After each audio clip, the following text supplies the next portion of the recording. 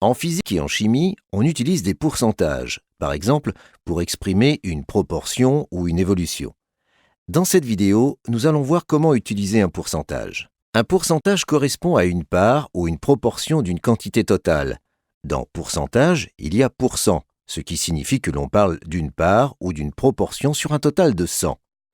Par exemple, la proportion de dioxygène dans l'air est d'environ 20%. Cela signifie que sur 100 litres d'air, la part de dioxygène est égale à 20 litres. Mathématiquement, un pourcentage peut s'écrire comme une fraction dont le dénominateur est égal à 100. Il correspond également au coefficient de proportionnalité entre deux séries de nombres. Ici, le volume d'air est le volume total et le volume de dioxygène une part de ce volume total. Connaissant le volume d'air, on détermine celui de dioxygène en multipliant par le pourcentage, soit 20 centièmes. Il est utile de savoir calculer un pourcentage, appliquer un pourcentage, ajouter ou retrancher un pourcentage. Voyons d'abord comment calculer un pourcentage. On a vu qu'un pourcentage correspond à la part d'une quantité totale. Donc, si on a un nombre A, qui est une part d'un nombre B représentant un total, par définition, le pourcentage P de A par rapport à B est égal au quotient A sur B multiplié par 100.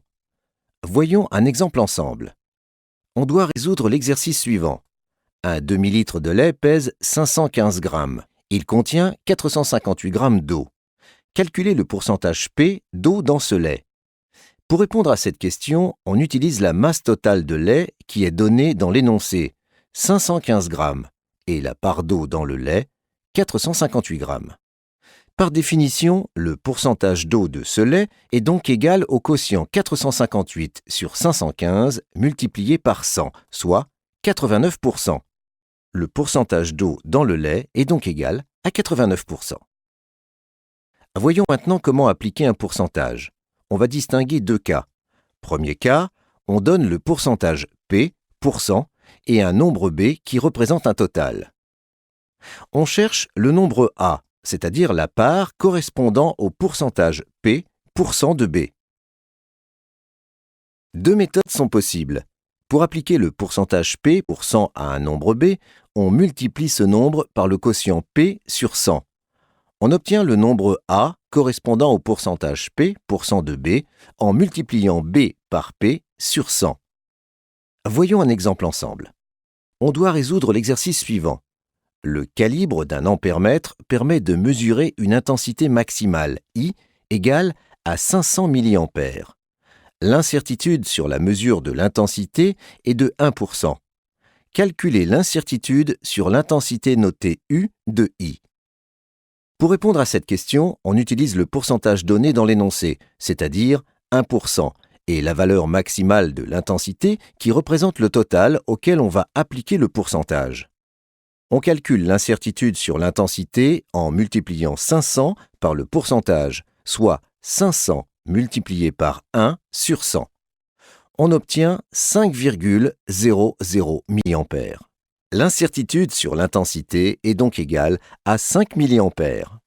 On peut aussi raisonner à partir d'un tableau de proportionnalité. Dans ce tableau, la première ligne correspond au nombre total et la deuxième à la part. On indique donc le nombre B correspondant au total dans la première ligne et le nombre A correspondant à la part dans la deuxième. Dans la colonne suivante, on indique 100 comme total et P. On cherche le nombre A, c'est-à-dire la part correspondant au pourcentage P, pourcent de B. On obtient A grâce au coefficient de proportionnalité P sur 100. On obtient donc le nombre A en multipliant B par P sur 100. Appliquons cette méthode à l'exemple précédent. L'intensité maximale représente le total et l'incertitude sur l'intensité représente la part. Puisque l'incertitude est égale à 1%, la part correspondant au total 100 est 1. On cherche l'incertitude sur l'intensité 500 mA. On calcule pour cela 500 multiplié par 1 sur 100. On obtient 5,00 mA. L'incertitude sur l'intensité est donc égale à 5 mA. On obtient donc le même résultat qu'avec la méthode précédente. Voyons maintenant un second cas d'application d'un pourcentage. On donne le pourcentage P pour 100 et un nombre A qui représente une part d'un total noté B. On cherche le nombre B. Deux méthodes sont possibles. On divise le nombre A par P sur 100, ce qui revient à multiplier le nombre A par 100 sur P. Le nombre B est donc égal à A multiplié par 100 sur P. Voyons un exemple ensemble. On doit résoudre l'exercice suivant. Une solution de détartrant étiquetée à 9,0% en masse d'acide chlorhydrique contient 4,5 g de cet acide. Calculez la masse M de la solution. Pour répondre à cette question, on connaît le pourcentage et la masse d'acide dans le détartrant, soit la part d'acide dans le détartrant.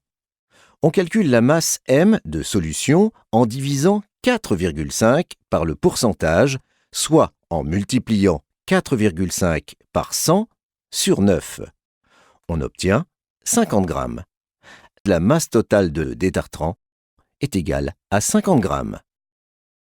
On peut aussi raisonner à partir d'un tableau de proportionnalité. Dans ce tableau, la première ligne correspond au nombre total et la deuxième à la part. On indique donc le nombre B correspondant au total dans la première ligne et le nombre A correspondant à la part dans la deuxième. Dans la colonne suivante, on indique 100 comme total et P comme part, puisque le pourcentage est égal à P%. On cherche le nombre B correspondant au total. On obtient B grâce au coefficient de proportionnalité qui permet de passer de la deuxième à la première ligne, c'est-à-dire 100 sur P. On obtient donc le nombre B en multipliant A par 100 sur P. Appliquons cette méthode à l'exemple précédent. La masse de solution représente le total et la masse d'acide représente la part, soit 4,5 g. Puisque le pourcentage massique est égal à 9%, la part correspondant à 100 g de solution est 9,0 g. On cherche la masse M de solution. On calcule pour cela 4,5 multiplié par 100 sur 9. On obtient 50 g. La masse de cette solution de détartrant est égale à 50 g. Voyons maintenant comment ajouter ou retrancher un pourcentage. Si un nombre A augmente de P%, sa valeur A', après augmentation, est égale à A multiplié par 1 plus P sur 100. Si un nombre B diminue de P%, sa valeur B', après diminution, est égale à B multiplié par 1 moins P sur 100. Voyons ensemble des exemples. On doit résoudre l'exercice suivant. La valeur de la vitesse maximale d'une trottinette électrique dépend des modèles. D'une valeur de 30 km/h pour un modèle, elle augmente de 33% pour un autre. Calculez la valeur V' de la vitesse maximale pour le second modèle. Pour répondre à cette question, on utilise le pourcentage donné dans l'énoncé, qui correspond à une augmentation, ainsi que la valeur de la vitesse initiale, c'est-à-dire avant augmentation.